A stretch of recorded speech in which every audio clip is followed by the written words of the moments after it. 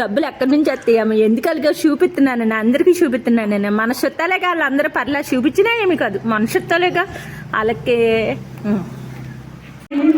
రామతండ్రి తలంబ్రాల కోసం చాలా బాగున్నారు కదా. అత్తయ్య, నేను ఆ సీతమ్మ తల్లికి పట్టు వస్త్రాలు సూత్రాలు చేయించాలనుకున్నాను అని సూత్రాలు చేయించారండి. ఇది సారి కింద తెస్తారండి. ఈ సారి పంచి పెడతారనమాట. ఇప్పుడు వెళ్ళేటప్పుడు లీజీ గణవల్లి వంచు, లీజీ గణవల్లి వాళ్ళ పాప వంచు అండి. కళ్ళిదిండి వర్మ, కళ్ళిదిండి వర్మ దంపతులు వాళ్ళ పాప.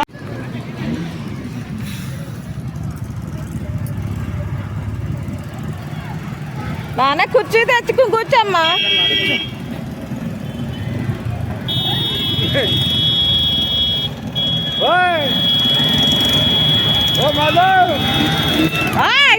ఏంటి అప్పుడే వెళ్ళిపోతున్నారు?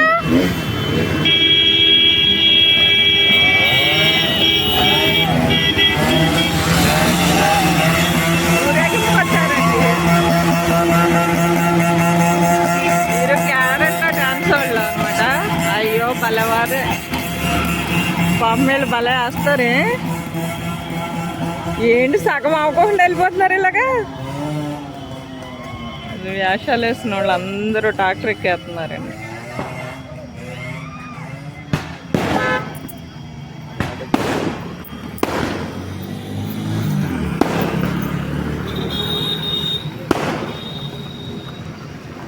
అక్క అందులో లేరు, ఇది వేరే కారు ఏమో. ఇదే 3 కార్లు వేసుకొచ్చారు. అటు చూడు, అలా ఎందుకు శ్రమ తీసుకోవడం, రిస్క్ తీసుకుంటున్నారు అలాగా.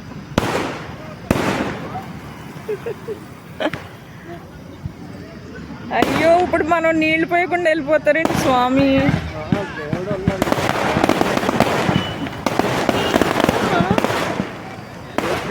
నైట్లో అయితే బాగుంటాయి.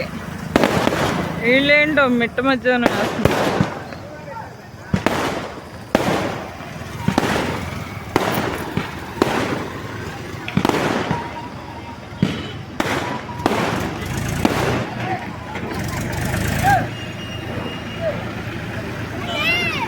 పాప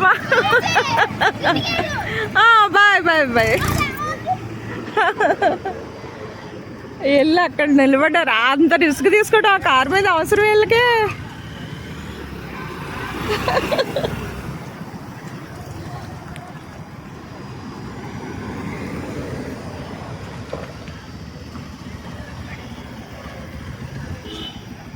చక్కగా ఊరంతా ఉంటే అందంగా ఉంటుంది.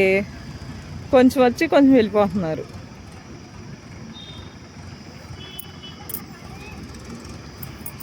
సురేష్ కూర్చో ఇవ్వండి, పాపం నిలబడి ఉన్నాడు.